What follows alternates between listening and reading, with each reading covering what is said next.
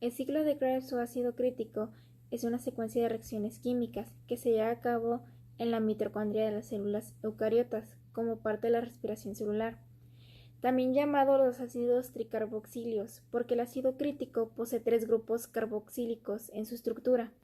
Este ciclo consiste de 8 pasos. Se inicia con la reacción de oxalacetato de 4 carbonos, con el acetato activado en forma de acetil-CoA para formar citrato o ácido crítico, una molécula de 6 carbonos.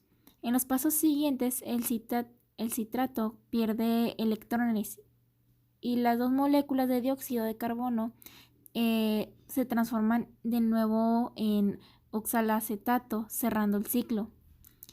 El acetil-CoA que entra al ciclo del ácido crítico puede provenir de la glucosis, siendo la glucosa a la materia prima para este proceso. Ahora, la función principal es captar los electrones que se liberan de las moléculas al oxidarse. En pocas palabras, pues pierden electrones. Estos electrones son captados por moléculas portadoras para luego transformarlas en adenosintrifosfato, ATP, que es la molécula de energía que se utiliza la célula para realizar sus funciones. Ahora están los pasos del ciclo de Krebs. En primer lugar está la formación de citrato, la cual se combina con el acetilcoenzima, con el oxalacetato para formar citrato y liberar la coenzima. La enzima que cataliza esta reacción es la citratosintasa. Ahora a continuación, que la número 2, el paso número 2 de la formación de isocitrato. El citrato se transforma en isocitrato por acción de la enzima aconitasa. El paso 3, que es la oxidación de isocitrato. El isocitrato con 6 átomos de carbono pierde un carbono en forma de dióxido de carbono, CO2, y un par de electrones para transformarse en cetoglutarato con 5 carbonos. Los electrones son captados por un NAD y se convierte en NADH.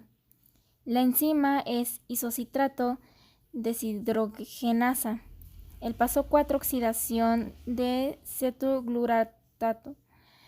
La molécula de cetoglutarato de 5 carbonos se oxida obteniendo succinil, que son pues, los 4 átomos de carbono. Con liberación de CO2, una molécula NAD se reduce a NADH.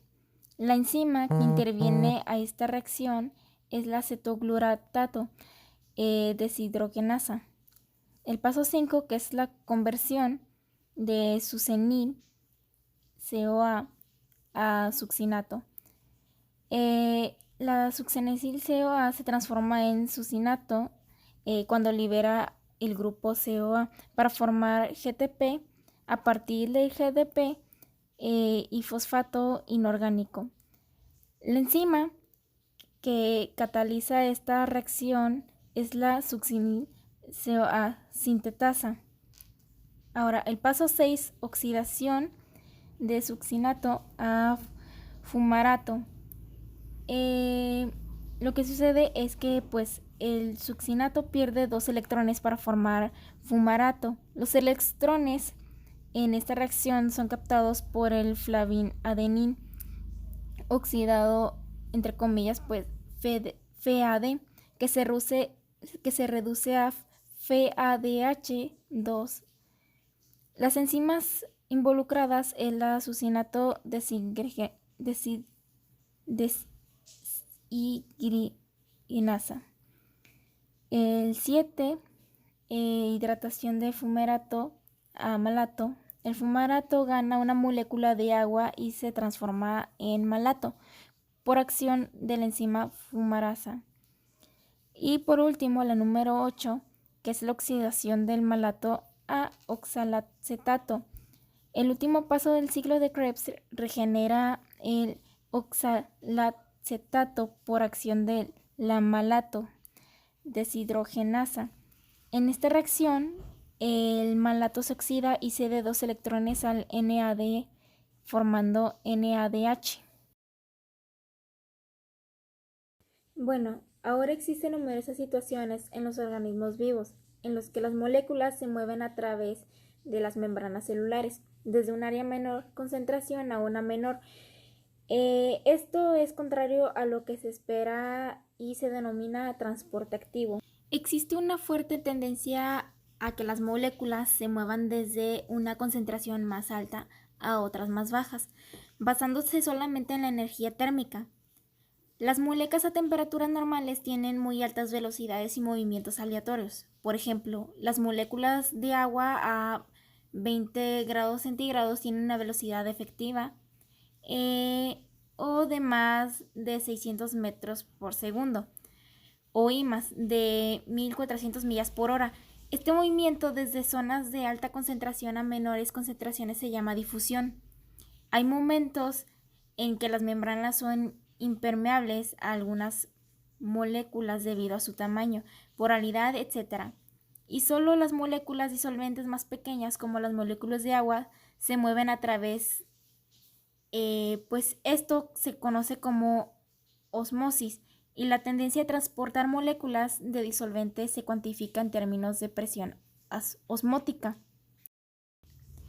Ahora, si se va a transportar una molécula desde un área baja de concentración a un área de alta concentración, se debe realizar trabajo para superar las influencias de la difusión y la osmosis, dado que en el estado normal de una célula se mantienen las grandes diferencias de concentración en potasio, sodio y calcio.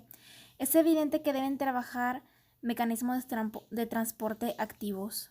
Muchos procesos cruciales en la vida de las células dependen de transporte activo. La bomba de sodio y potasio, incluida en la ilustración que mostré anteriormente, es un proceso celular vital. Los mecanismos de transporte activos pueden impulsar sus energías por la hidrólisis del ATP, la absorción de la luz, el transporte de electrones o el acoplamiento con otros procesos, los cuales mueven partículas hacia abajo de sus gradientes de concentración. Ahora, un proceso de transporte activo vital que produce en el proceso de transporte de electrones en las membranas de las mitocondrias y los cloroplastios es el transporte de protones para producir un gradiente de protones. Este gradiente de protones alimenta la fosforilación ATP asociado con la sintasa ATP. El transporte pasivo es un proceso de difusión a través de la membrana que no requiere energía, ya que las moléculas se desplazan espontáneamente a favor de gradiente de concentración, es decir, desde una zona de concentración elevada a una zona de concentración baja. Bueno, el transporte pasivo a través de la membrana puede tener lugar por difusión simple o difusión facilitada. La primera, la difusión simple. Por difusión simple pasan a través de la bicapa lipídica. Las moléculas no polares, tales como el oxígeno, nitrógeno, benceno, éter, cloroformo, hormonas esteroideas.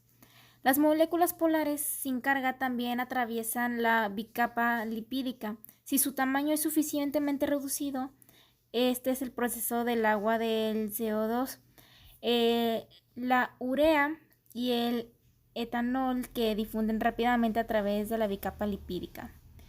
Y luego está la difusión facilitada, que es que los iones y la mayoría de las moléculas polares, tales como la glucosa, aminoácidos, nucleósidos y otros muchos metabolismos celulares, no pueden atravesar la bicapa y se transportan mediante proteínas transmembrana, que pueden ser proteínas de canal y proteínas transportadoras específicas. Las proteínas en canal forman poros acuosos que atraviesan la bicapa y permiten el paso de iones de tamaño y de carga adecuados. Estos canales iónicos se abren solo de manera transitoria y son por ellos canales regulados. Algunos de esos canales se abren mediante interacción con un ligando y se denomina canales regulados por ligando. Otros se abren en respuesta a un cambio del potencial de membrana y se denominan canales regulados por voltaje. Estos últimos son los responsables de la excitabilidad eléctrica de las células nerviosas y musculares. Y en esta imagen pues es una difusión facilitada por una proteína transportadora. Pues las proteínas transportadoras específicas o permeasas se unen a la molécula a transportar y sufren un cambio conformacional que permite la transferencia de la molécula a través de la membrana. Cada proteína transporta solo un tipo de ion o molécula o un grupo de moléculas estrechamente relacionadas. Existe una velocidad máxima de transporte que se alcanza cuando el transportador está saturado. Y pues bueno, es todo lo que vengo a aportar el día de hoy. Gracias. Girl, won't you stop, take it enough, huh? Oh, honey, honey.